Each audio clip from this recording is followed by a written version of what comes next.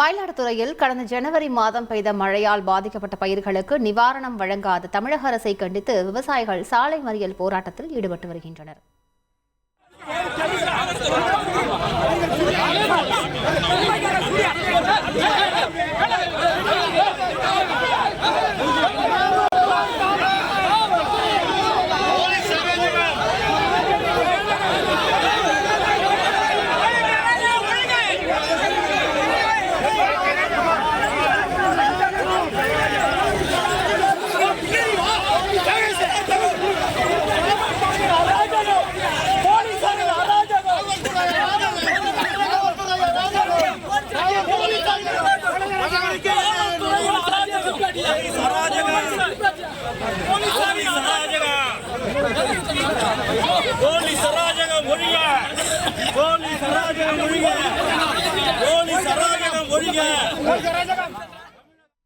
கூடுதல் தகவலை செய்தியாளர் அன்பு ரஹோத் வழங்கிட கேட்கலாம். அன்பு ரஹோத், வணக்கம். இது தொடர்பாக விவசாயிகள் என்ன தெரிவிக்கிறார்கள்? இதனால் அந்த இடத்தில் போக்குவரத்து எந்த அளவுக்கு பாதிக்கப்பட்டிருக்கிறது? விவசாயிகள் என்ன கூறுகிறார்கள்? விவரங்களை பதிவு பண்ணுங்க. நிச்சயமாக மயிலாடுதுறை மாவட்டத்தில் கடந்த சம்பா பருவத்துல 1,79,000 ஏக்கர்ல சம்பா நெற்பயிர் சாகுபடி செய்யப்பட்டிருந்தது. இந்த நிலையில அறுவடை துவங்கிய சில நாட்களிலேயே, அதாவது கடந்த ஜனவரி மாசம் 17, 18 அந்த தேதிகள்ல லேசான மழை பெய்தது. பின்பு 2 தினங்கள்ல அது கனமழையை அந்த மாவட்டம் முழுவதும் பெய்ததை நம்ம பார்த்திருந்தோம். அது கணக்கெடுப்பு அரசு சார்பில் எடுத்திருந்தாங்க. சுமார் 65,000 ஏக்கர் சம்பா நெற்பயிர்கள் பாதிக்கப்பட்டதுன்னு கணக்கெடுப்பு எடுத்திருந்த நிலையில ஊடு பயிராக, அந்த நிலையில ஊடு பயிராக பயிர், உளுந்து, பச்சை பயிர் இதெல்லாம் ஊடு பயிரா பயிரிடப்பட்டிருந்த நிலையில அதுவும் முற்றிலுமாக சேதம் அடைஞ்சது. குறிப்பாக மஞ்சள் நோய் பாதிக்கப்பட்டு செடி முழுவதும் அந்த இலை வர முழுவதுமாக மஞ்சள் நிறத்துல காணப்பட்டிருந்தது நம்ம செய்திகளை பார்த்திருந்தோம். அது போல மாதத்திற்கு நிவாரணம் வழங்கப்படும் அறிவிச்சிருந்தாங்க தமிழக அரசு.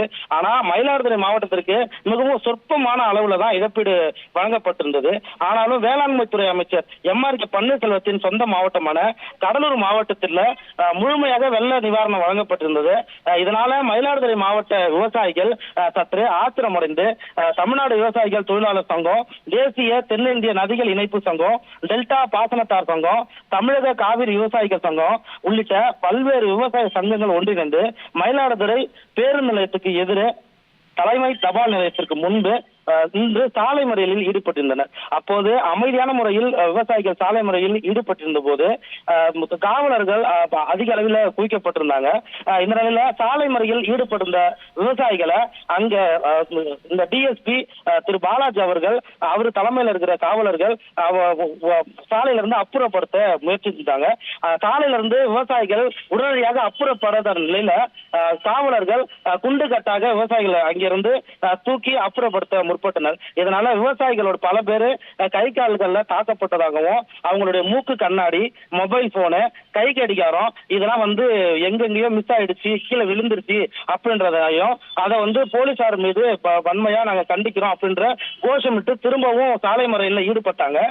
இந்த நிலையில காவலர்கள் விவசாயிகளை அங்கிருந்து அப்புறப்படுத்தி வேனில் ஏற்றி தனியார் மண்டபத்துக்கு எடுத்து செல்ல முயன்ற போது வாகனத்தையே சூழ்ந்து வேனை அடைக்கலமா வெளியில விடாம திரும்பவும் சாலை முறையில் ஈடுபட்டனர். அப்போது DSP கிட்ட பேச்சுவார்த்தை நடத்தின அந்த தலைவர்கள் உடனடியாக எங்களுக்கு அதிகாரிகள் எங்க தரப்புல எங்களுடைய கோரிக்கைகள் நிறைவேற்றின வரைக்கும் நாங்க இந்த மாதிரி சாலை முறைகளில் ஈடுபடுவோம் அப்படின்னு சொல்லியிருந்தாங்க.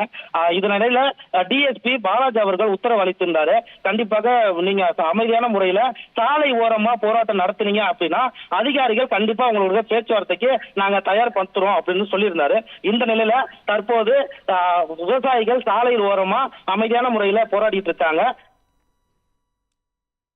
விவரங்களுக்கு நன்றி அன்பு ரஹோத். தொடர்ந்து இந்த போராட்டத்தில் ஈடுபட்ட விவசாயிகள் முன்வைத்த கருத்துக்களை பார்க்கலாம். கடந்த ஜனவரி மாதம் 17, 18 தேதிகளில் பெய்த கனமழையின் காரணமாக அறுவடைக்கு தயாராக இருந்த சம்பா நெற்பயிர், அவற்றில் விதைக்கப்பட்டிருந்த உளுந்து பயிர் 85,000 ஏக்கரில் பாதிக்கப்பட்டிருந்தது.